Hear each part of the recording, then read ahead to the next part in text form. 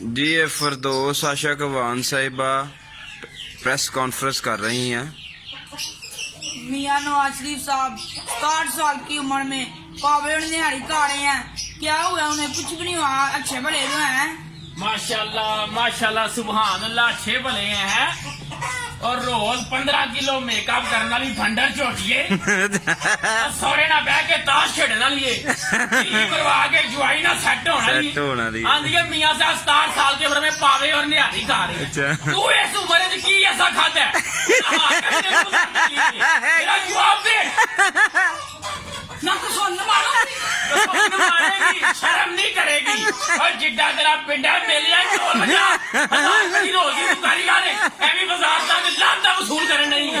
और जिड्डा तेरा काटे मियां दी लगी जा उठा नु खुरमे पा 2000 की तू कारीगर है, एवी बाजार तक लांदा वसूल करन नहीं है। ए पाकिस्तान जे गंदा निजाम ए पीटीआई लेके आई है। ए बीमारियां दे उत्ते भी सियासत करनी है, बीमारियां दे भी इन्हां ने पास नहीं होना। और लांदा भी शर्म करन नहीं आने सौरभ दे उत्ते, लानत भी शर्म करन नहीं